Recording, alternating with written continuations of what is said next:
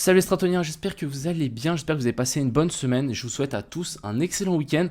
Profitez bien, reposez-vous bien. Et puis nous on va commencer cette petite analyse technique sur le BTC. Donc on est venu taper ma target, franchement très content. La zone des 18 700, je l'avais dit il y a hier et avant-hier, donc très content. On va aller voir aussi l'Ethereum, le BNB, l'indice dollar, le SP500, Solana qui est en train de s'effondrer, je sais pas pourquoi. Et ensuite on ira voir donc l'Open Interest, je trouvais ça assez intéressant. Kingfisher aussi, je vais expliquer 2-3 choses par rapport à ça qui vont vous dire ok c'est bizarre, et puis on ira faire un petit tour sur Twitter, rien de bien compliqué. J'espère que cette vidéo vous plaira, n'hésitez pas à lâcher un petit pouce bleu, installez-vous confortablement et puis on est directement parti. Crypto, million. Crypto, million. Commençons ici directement sur Twitter. Donc on est finalement venu toucher ici ma zone des 18 700, cette jolie A, B et puis C. Donc ça c'est plutôt cool. Vous voyez qu'ici on est venu chercher la zone des 50% de la zone de fair value gap ici qui avait été indiquée après ici ce COS et ce boss. En vague d'Elliott, en fait on a la racine ici, sommet de la 1, bas de la 2, et du coup ensuite on devrait avoir 3, 4, 5, et ici jolie correction à ABC. Donc pour moi ici on peut rebondir et on peut venir chercher un petit peu plus haut. Ça c'est l'objectif par la suite. Je voulais aussi vous montrer qu'ici on avait un potentiel setup de long, donc c'est le setup que je parlais hier dans ma vidéo qui n'a pas fonctionné. On est quand même venu faire une clôture ici en 1 heure, mais ça n'a pas suffi. En fait je pense qu'on n'était pas dans une zone assez intéressante pour en fait avoir cette inversion structure. Donc on a quand même une inversion structure, mais elle n'a pas fonctionné. Donc comme quoi, oubliez pas vos stop loss, c'est très important. Maintenant, du coup, moi j'ai simplement suivi mon plan. J'ai ouvert un petit long ici sur DYDX. Donc ici, on était venu chercher assez bas, vraiment sur DYDX. On est venu chercher presque toute la zone de fair value gap. Je suis rentré ici, donc actuellement je suis à plus 143. J'ai décidé de passer sur DYDX parce que je vais simplement patienter et c'est une position plutôt long terme, donc je veux que je me fasse pas trop défoncer sur les frais. Donc voilà, j'ai préféré passer par là. Il y a un lien dans la description, n'hésitez pas si ça vous intéresse à trader sans frais quoi, ouais, si on peut dire ça, sans frais et de manière décentralisée, sans KYC, ce qui est plutôt cool. Donc voilà, j'ai placé ce petit ordre, je vais plutôt attendre, je pense, la zone des 21 000, je vais vraiment simplement patienter et c'est plutôt un trade long terme que j'ai pris ici. Pour prendre en main cette future plateforme que je vais utiliser de plus en plus. Enfin bref, passons directement sur Kingfisher. Ici, on peut voir qu'on a des petites liquidations au nord. Les liquidations au sud deviennent de plus en plus faibles. On est à 30 millions, c'est rien. C'est vraiment rien. Donc pour moi, ces liquidations ici au sud, on peut presque les enlever. Et en fait, ce graphique ne sert presque plus à rien parce qu'en fait, on a très peu de liquidations. Mais là, on voit que les liquidations qui sont plus proches, c'est au nord. Donc je verrai bien quand même ce Bitcoin pousser vers le nord pour le moment. Du côté ici du Bitcoin et de l'Open Interest, ce que je trouve assez intéressant, c'est qu'ici, on peut voir la charte de l'Open Interest qui est juste en train d'exploser. Donc on a vraiment des longues et des shorts qui continuent à augmenter et qui continuent à arriver sur ce marché alors qu'on est vraiment en train de latéraliser. Vous voyez ici on en a énormément comparé sur ces anciens tops ici où c'était vraiment le top du bull run et on avait quand même énormément de longues et de shorts, mais là on peut voir qu'on en est encore beaucoup plus haut. Donc je ne sais pas ce que ça veut dire. Est-ce qu'on va avoir une purge à un moment? Ça, c'est à vous de dire. J'ai aucune idée, mais c'est juste pour vous notifier que ici l'Open Interest est vraiment extrêmement haut et il fait que monter. C'est assez surprenant. Passons directement là sur ce BTC. Donc, jolie petite inversion structure. On est venu chercher donc la zone des 50% de la zone de fair value gap. C'est mon trétillé qui est ici. Donc, ce qui est bien, c'est que en fait la zone de fair value gap ici a été enlevée vu qu'on est venu chercher la zone des 50%. Et du coup, maintenant, on n'a pas de raison de venir chercher plus bas. Donc, si vraiment on commence à dégoupiller plus bas, c'est juste mauvais signe, c'est simplement mauvais signe. Maintenant, ce que je peux vous montrer, c'est le trade de hier qui n'est pas passé. Donc ici, on avait inversion structure, on avait un potentiel boss qui s'était formé ici. Donc on avait le COS et le boss, inversion de structure. Et du coup, on devait rechercher la zone de POI qui était par là et ensuite repartir. Et finalement, ça n'a pas tenu. En fait, je pense que ça n'a pas tenu parce qu'on n'était pas dans une zone clé. La zone clé, en fait, qu'il nous faut, c'était plus bas. En plus, on le savait. Donc on est venu chercher ici. Mais en fait, on n'était pas dans une zone, c'était pas une poupée russe en fait. On n'était pas dans une zone intéressante à longue. On a une inversion de structure dans une zone pas intéressante. Donc finalement, on ne devrait pas longue. Enfin bref, on aurait pu avoir quelque chose ici. Ça n'a pas fonctionné. Maintenant, on l'a ici. Je pense qu'on va avoir une petite inversion de structure qui va commencer à se mettre en place. Ouais, on en a une petite. Après, à vous de me dire, est-ce que ça suffit d'avoir ça ici? Et ça, on peut considérer, je sais pas, comme un boss.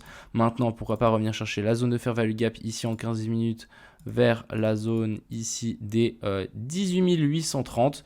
Pourquoi pas venir taper en fait ce plus bas là. Donc vraiment prendre ça comme si on était dans un range. Hop, donc là c'est le bas du range. On a eu cette accumulation.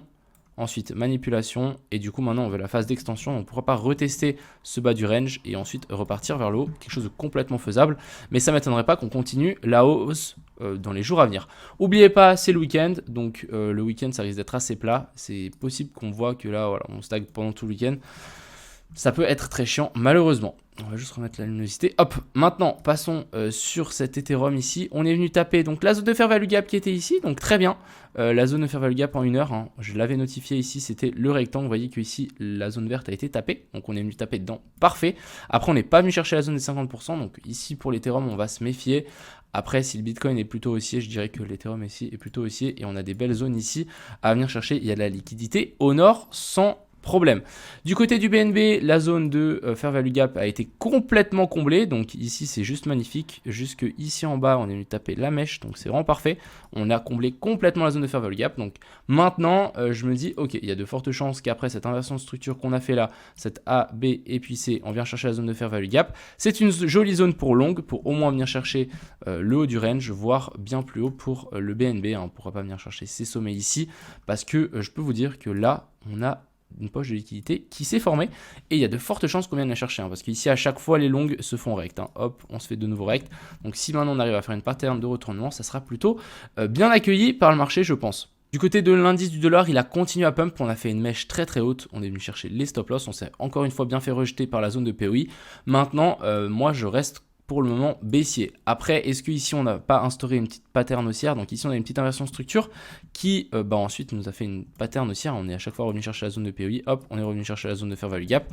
Et du coup, si là on continue et on n'arrive pas à casser en fait cette structure haussière qui s'est formée, oui, on peut venir chercher plus haut.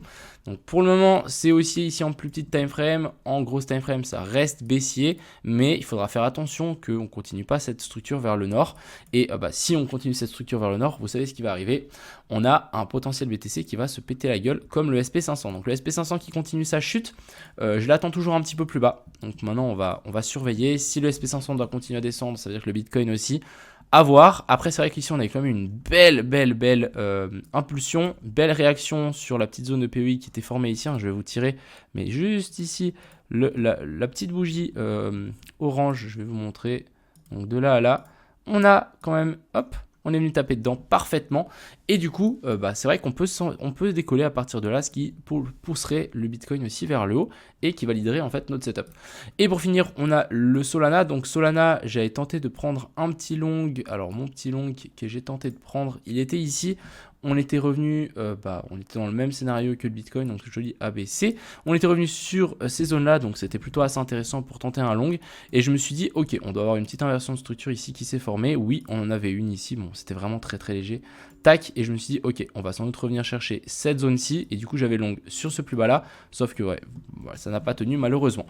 Et du coup, maintenant, on continue sa chute. Est-ce qu'on va venir chercher un nouveau plus bas? On n'en est pas loin et je pense que c'est le prochain move du Solana. Mais en tout cas, ce que je peux vous dire, c'est que moi, je vais acheter des NFT Solana quand on sera en dessous ici. Quand on passe en dessous de ce plus bas là, j'achèterai du Solana pour ensuite acheter des NFT Solana. Ça me permet d'acheter du Solana mais avec un petit effet de levier, acheter des projets que j'aime bien, genre de God, bref, il y en a plein.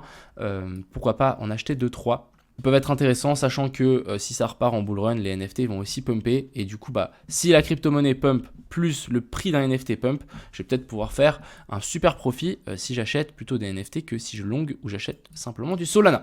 Voilà un petit peu ma pensée, voilà un petit peu ce que je fais pour le moment. Donc le Bitcoin est plutôt ici, on est venu chercher plutôt des belles zones. Maintenant, est-ce qu'on va pas revenir chercher ici en bas? On peut peut-être avoir des jolies longues à se mettre sous la dent. Si maintenant on a une inversion de structure en 1 minute, je peux vous dire que moi je vais tenter de prendre un petit long, étant donné que sur le copy trading j'ai eu plusieurs pertes. Je pense que ça peut être assez intéressant d'essayer de rattraper ça et de passer enfin cette barre des $2000 qui se fait attendre. Mais voilà, on a une petite poche de liquidité ici en dessous, pourquoi pas venir, hop, inversion de structure ici et ensuite on repartirait, ça serait vraiment génial pour le coup. Donc on va surveiller ça avec un joli RR, ça serait parfait. Enfin bref, je vous souhaite à tous un excellent week-end, profitez bien, reposez-vous bien et puis on se retrouve ce week-end. Je vais vous faire le tuto pour votre compte MyForexFound pour en fait trader avec plus d'argent que vous avez et je pense que ça peut être assez intéressant. Enfin bref, je vous souhaite à tous un bon week-end et à plus.